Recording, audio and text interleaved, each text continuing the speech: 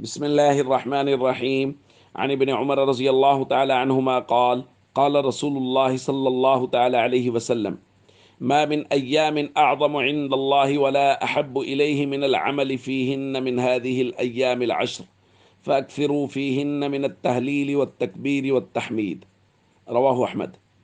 نبی کریم صلی اللہ علیہ وسلم نے ارشاد فرمایا، کوئی دن نہیں جو اللہ تعالیٰ کے یہاں عظمت والے ہوں اور جن میں نیک عمل اللہ کو سب سے زیادہ پسند ہو ذی الحج کے ان 10 دنوں کی نسبت، لہذا ان 10 دنوں میں تحلیل، تکبیر اور تحمید کی کثرت کرو۔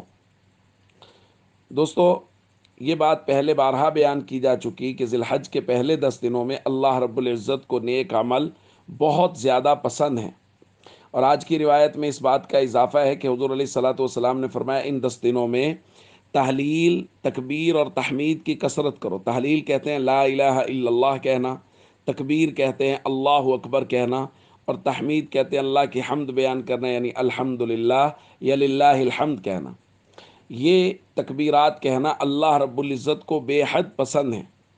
امام بخاری رحمۃ اللہ علیہ نے ایک جگہ ترجمۃ الباب کچھ اس طرح باندھا ہے، وکان ابن عمر و ابو ہریرہ رضی اللہ تعالی عنہما یخرجان الی السوق فی ایام العشر، کہ حضرت ابو ہریرہ اور حضرت ابن عمر رضی اللہ تعالی عنہما ان 10 دنوں میں بازار کی طرف نکل جاتے، یکبران و یکبر الناس بتکبیرہما، یہ دونوں حضرات بھی تکبیرات کہہ رہے ہوتے اور لوگ بھی ان کو سن کے تکبیرات کہنا شروع کر دیتے۔